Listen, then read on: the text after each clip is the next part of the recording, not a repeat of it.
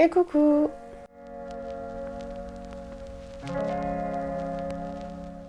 Aujourd'hui, j'avais envie de faire une vidéo autour de la santé et autour de mon histoire avec l'endométriose. Avant de commencer mon histoire, il faut qu'on définisse ce qu'est l'endométriose. Toutes les infos que je vais vous donner, je les ai sorties du site EndoFrance, je vous mets le lien en barre de description.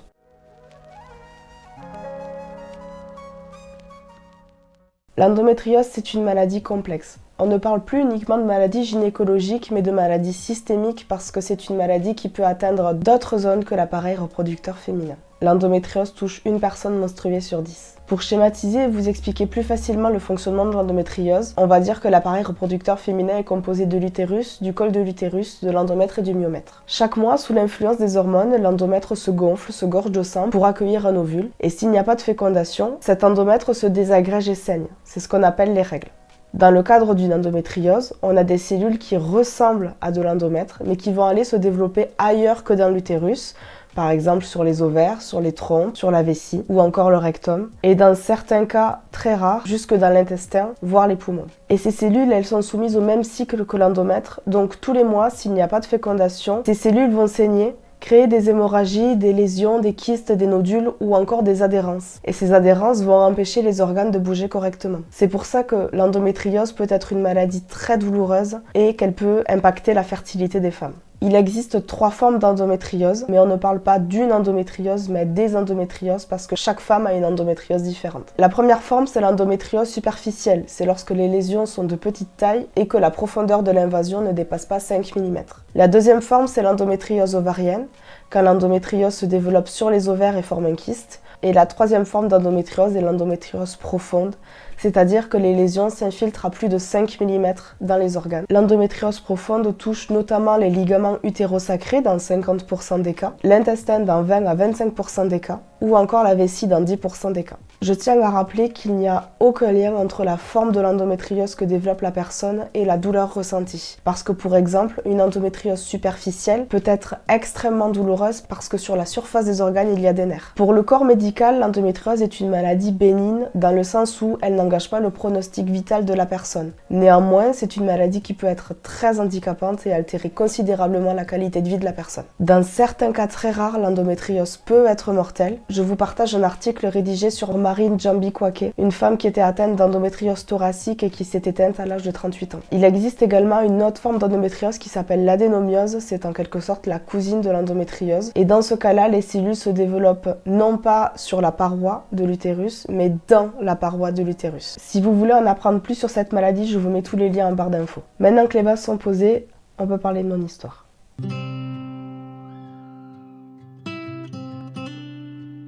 J'ai été réglée à l'âge de 11 ans. Visiblement pour le corps médical, c'est assez jeune, on parle de puberté précoce, parce que l'âge médian des règles chez les filles, c'est environ 13 ans. Mais le fait d'avoir eu mes règles si jeunes n'a pas alerté mon médecin. Quelques mois après mes premières règles, j'ai commencé à ressentir des douleurs. Je me revois encore à l'infirmerie du collège, une bouillotte à moitié chaude sur le ventre, avec l'infirmière qui appelle ma grand-mère pour venir me chercher parce que j'étais incapable de suivre les cours tellement j'avais mal. Ma mère a commencé à s'inquiéter de me voir autant souffrir, donc elle a demandé à notre médecin s'il était possible de trouver un médicament un peu plus fort que le Doliprane, l'Advil ou le Spasfon. Et c'est là qu'il nous a prescrit de l'Antadis. Je crois que j'avais à peu près 13 ou 14 ans. C'est un médicament qui a bien fonctionné. Lorsque j'avais des douleurs, je le prenais et une demi-heure après, j'avais plus mal, donc c'était top. Et ce médicament a fait effet pendant, je dirais, 3 à 4 ans.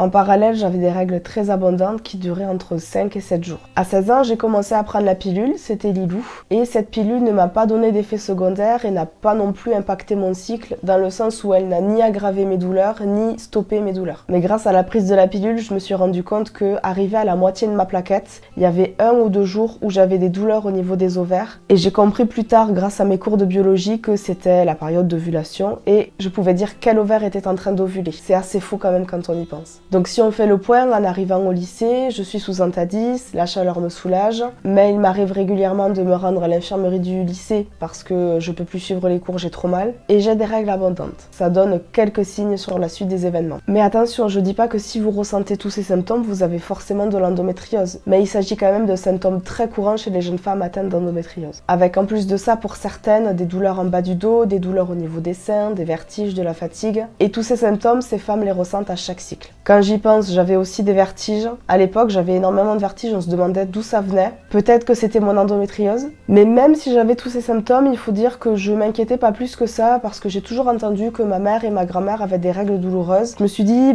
tant pis, c'est héréditaire, c'est comme ça, toi aussi t'as des règles douloureuses. Mais ma mère restait quand même très attentive à mes douleurs et me rappelait régulièrement de prendre mes médicaments pour ne pas que je souffre comme elle avait pu souffrir à l'époque. Les années passent, je continue à me médicamenter et puis un jour j'ai commencé à avoir mal une semaine avant mes règles, puis une semaine avant mes règles, pendant mes règles et une semaine après mes règles. Et on rajoute à ça l'ovulation que je ressentais à peu près au 13e, 14e jour. Donc finalement, si on fait le calcul, j'avais mal tout le mois. Mais c'était pas des douleurs, constantes et permanentes, c'était plutôt des pics de douleur. À certains moments de la journée, à n'importe quel moment du cycle, je pouvais ressentir des pics de douleur. Un coup de poignard dans le ventre, une sensation de brûlure aussi parfois. Et comme un élastique, je sentais qu'on me tirait et il fallait absolument que je me recroqueville et que je me mette accroupie pour soulager la douleur, ou du moins attendre qu'elle passe. Je me suis aussi rendu compte qu'il y avait certains mouvements qui accentuaient mes douleurs. Par exemple, me lever trop vite, m'étirer. Ce qui était très vicieux, c'est qu'en fait, la douleur, comme je le disais, arrivait à n'importe quel moment, et elle durait quoi? Même pas une minute. Et puis ça pouvait être une fois dans la journée, puis j'avais plus rien. Après, ça pouvait être 2 ou 3 fois dans la journée, puis j'avais plus rien pendant une semaine.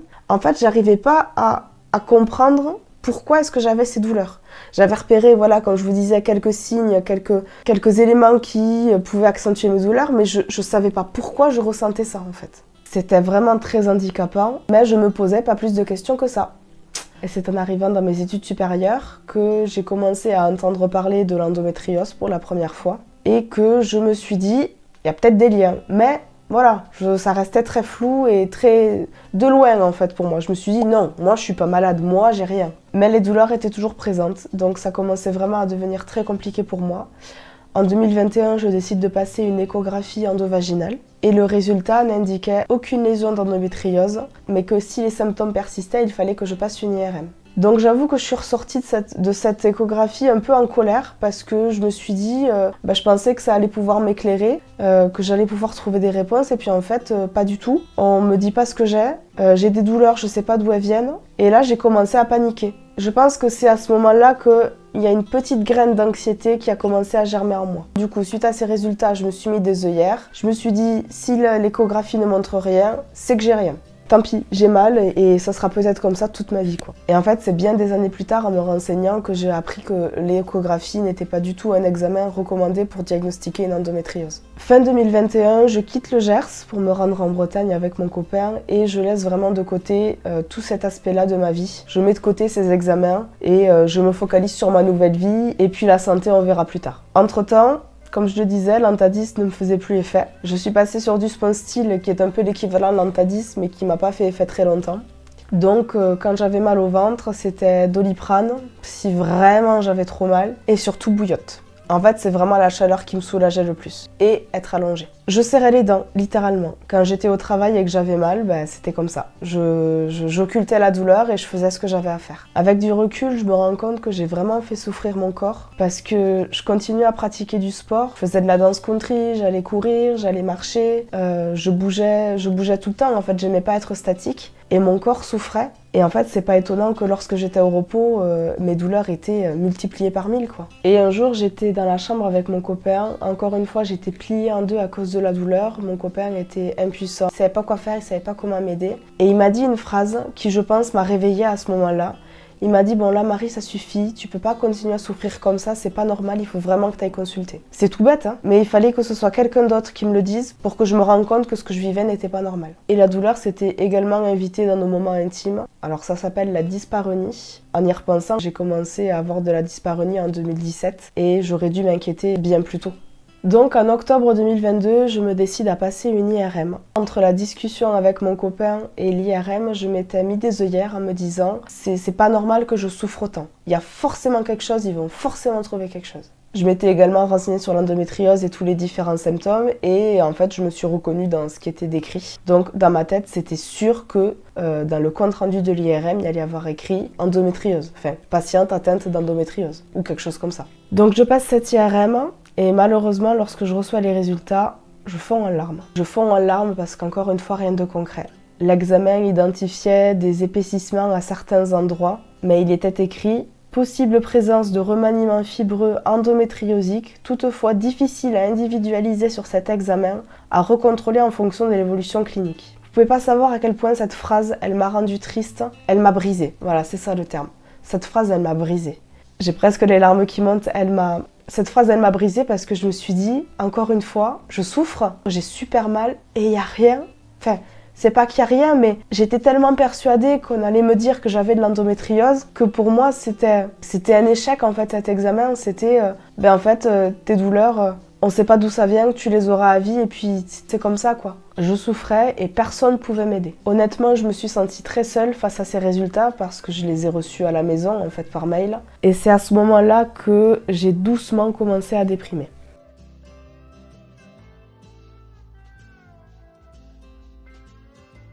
Quelques jours après avoir reçu ces résultats, j'ai repris mes esprits, j'ai repris rendez-vous avec mon médecin traitant. Une perle. Cette femme, j'ai vraiment une docteure, je sais pas comment on dit, incroyable, qui est devenue ma médecin traitant et qui a su me rassurer par rapport aux résultats de l'IRM. Elle m'a dit qu'il fallait absolument que je me rende dans un centre spécialisé dans l'endométriose pour refaire une IRM ou du moins pour analyser les résultats de cette IRM. Et en fait, j'étais pas prête en fait moi à me lancer là-dedans. Je m'étais dit, je suis jeune, je peux pas être malade, pourquoi est-ce que je suis obligée de prendre ces rendez-vous, de subir des examens médicaux, de raconter mon histoire à des professionnels, j'étais pas prête à ça, je voulais pas. Bref, donc suite à ce rendez-vous, je quitte le cabinet médical avec un nouvel espoir en me disant, bon, ok, il reste cette possibilité avec cette clinique. Il s'agissait de la clinique La Sagesse de Rennes, qui pour info est super. Pour ceux qui cherchent sur Rennes un centre pour l'endométriose, franchement ils sont top. Donc j'ai appelé la clinique, j'ai eu mon premier rendez-vous en février 2023. Rendez-vous avec une gynécologue et j'ai demandé à mon copain de m'accompagner parce que je voulais absolument pas être seule pour affronter tout ça. Quand on commence à faire des recherches sur une maladie, il faut vraiment s'entourer parce qu'on va être amené à rencontrer beaucoup de professionnels, à entendre beaucoup d'infos, à subir parfois beaucoup d'examens. Donc au moins avoir un soutien moral, c'est hyper important. Donc pendant ce rendez-vous, je lui explique ce que je vous ai dit au début de cette vidéo, tout mon parcours, toutes mes douleurs, tout ce que je ressentais, etc. Les résultats de l'IRM, l'émotion que j'ai ressentie quand j'ai reçu ces résultats. J'ai passé la moitié de l'entretien à pleurer, c'était compliqué pour moi d'évoquer tout ça. Heureusement mon copain était là. Elle m'a fait un examen clinique, bon elle a bien vu que j'étais très douloureuse. Donc ce qui est ressorti de l'entretien, je suis passée sous une autre pilule, sous Minidril, en continu, pour éviter justement les saignements. Dans le cas d'une endométriose, la première intention pour essayer de soulager les douleurs, c'est de prendre la pilule en continu pour ne pas que justement l'endomètre se développe et se désagrège. Elle m'a demandé de refaire lire mon IRM au site deuxièmeavis.fr. C'est un site où vous pouvez envoyer gratuitement vos imageries médicales pour les faire relire par des professionnels qui,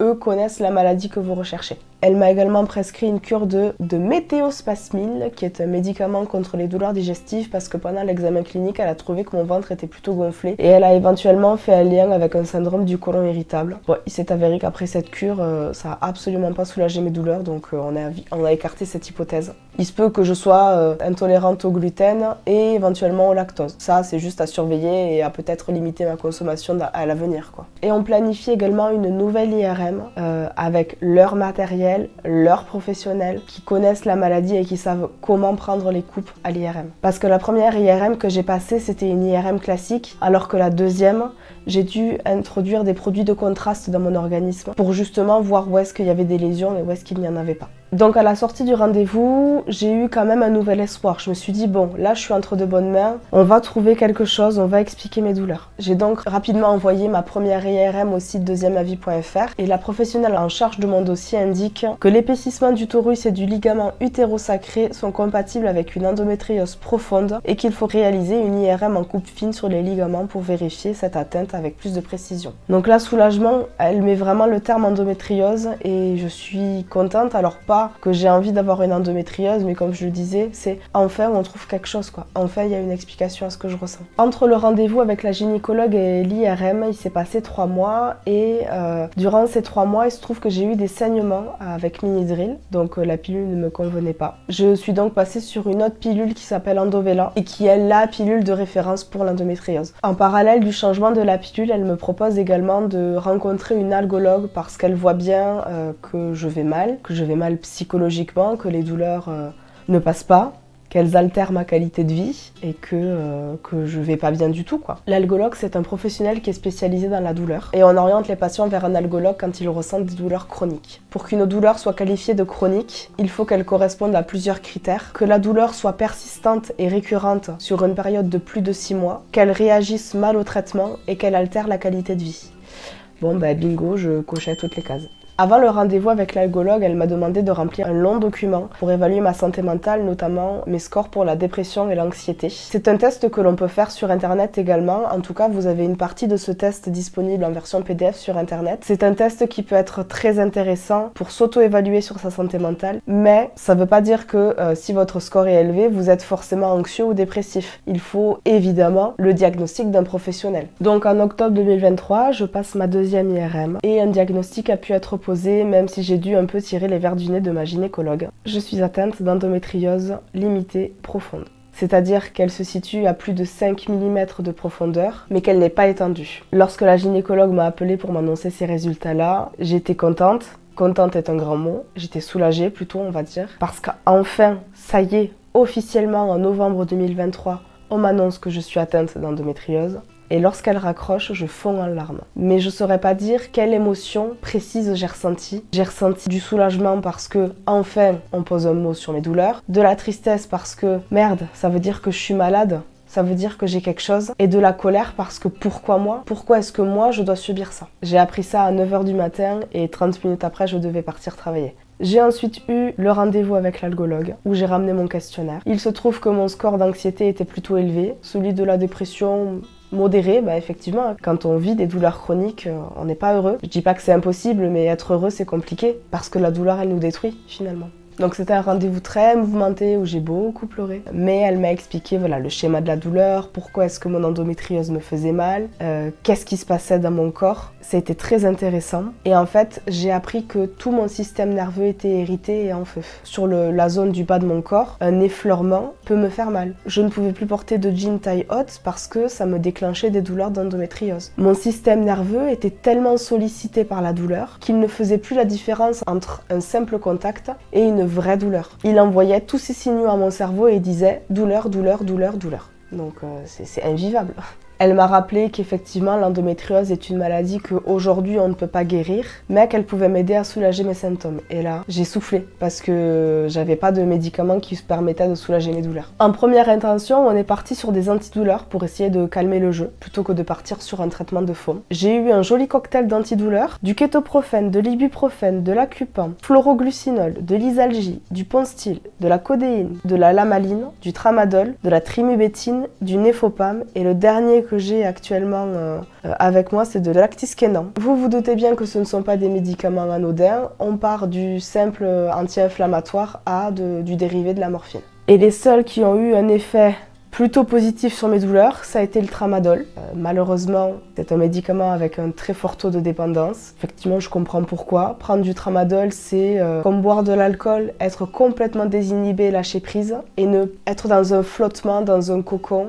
Je fais ce mouvement-là avec les épaules, mais en fait, on est tellement léger quand on prend du tramadol. Et effectivement, ça soulageait un peu mes douleurs, mais par contre, j'étais une vraie loque. Le lendemain, quand le tramadol avait fini de faire son effet, je passais ma journée à dormir, c'était pas vivable. Je pouvais pas passer ma vie comme comme ça. Parce qu'il faut savoir que du coup, j'étais en arrêt maladie et c'est quand même quelque chose de très difficile à vivre. Concernant le tramadol, aujourd'hui, je n'en prends que si j'ai vraiment de très grosses douleurs et que je sais que je n'ai rien de prévu le lendemain. Donc on va revenir juste un tout petit peu en arrière. Donc après le rendez-vous avec l'algologue où elle me prescrit du coup tous ces antidouleurs.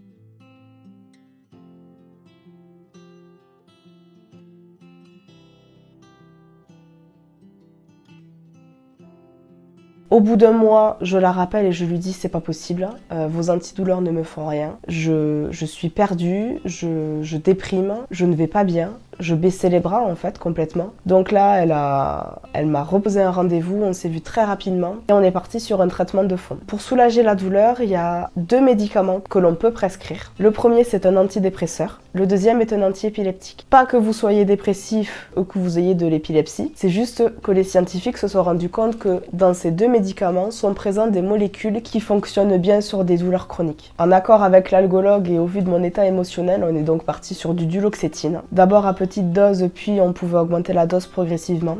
Et c'est vrai que ça m'a beaucoup soulagée. J'ai ressenti moins de douleur. C'était pas non plus parfait, mais je voyais que ça y est, ça allait un petit peu mieux. Je pouvais faire un petit peu plus de choses que je faisais avant. Parce qu'à cause de la douleur, j'avais perdu l'envie de faire des activités, de lire, de jouer, de regarder la télé, de regarder YouTube. J'étais une vraie loque. En fait, je passais mes journées sur le canapé à scroller sur le téléphone. C'était vraiment très triste. Donc là, je revivais. Ça y est, j'avais envie de refaire des choses parce que la douleur ne me clouait plus sur place. Et en parallèle de l'introduction du duloxétine, j'ai aussi eu des rendez-vous avec une kiné. Alors pourquoi une kiné? Pour faire de la rééducation pelvipérinéale, où en fait la kiné va simplement masser la zone douloureuse pour essayer de désensibiliser le corps, désensibiliser cette partie du corps, faire comprendre à mon système nerveux qu'il peut se calmer. En gros, j'utilise pas du tout des termes médicaux, mais c'est pour que vous puissiez comprendre. Ça a été très long, la rééducation, j'en fais encore aujourd'hui.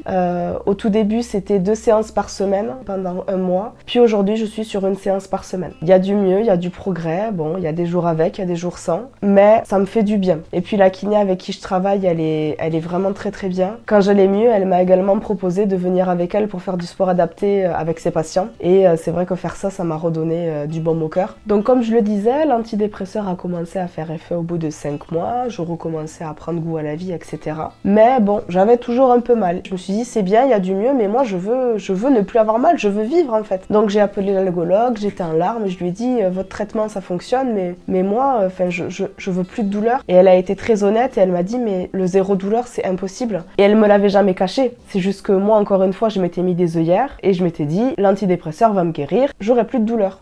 Erreur. Ça fonctionne pas comme ça. Un algologue ne peut jamais promettre à ses patients le 0 douleur. C'est un objectif presque inatteignable. Le rôle de l'algologue, c'est de permettre de soulager les douleurs pour que la personne puisse retrouver une qualité de vie suffisante. Et j'avoue que ça m'a anéanti parce que je m'étais dit mais non, je suis l'exception. Pour moi, ça va marcher. Bon ben non. Tu n'es pas l'exception. Tu es comme les autres, essaye de deal avec cette douleur, quoi. À l'heure où je vous parle, c'est toujours difficile pour moi d'accepter que le 0 douleur, je l'atteindrai peut-être jamais. Mais je m'en sors plutôt pas mal parce que avec le temps, j'ai réussi à développer des stratégies pour essayer de calmer la douleur. L'antidépresseur m'a aidé pendant 5 mois. J'avais toujours des douleurs, donc l'algologue a proposé d'introduire également l'antiépileptique. Donc en fait, je suis avec les 2 traitements de fond en même temps. Et j'avoue que ça fonctionne plutôt bien, mieux que l'antidépresseur tout seul. Je me sens mieux, j'ai toujours des petits pics de douleur, mais qui sont moins fort et du coup c'est plus facile à vivre pour moi. J'ai plutôt de la chance parce que comme avec la pilule, je trouve que l'antidépresseur et l'antiépileptique ne me déclenchent pas d'effets secondaires, sauf si on considère que la prise de poids est un effet secondaire. Mais je pense que c'est aussi le fait que à cause des douleurs, je me suis réfugiée dans la nourriture et comme j'avais peur de bouger, j'avais peur de faire du sport, de peur de redéclencher mes douleurs, bah forcément manger et ne pas bouger, ça fait prendre du poids.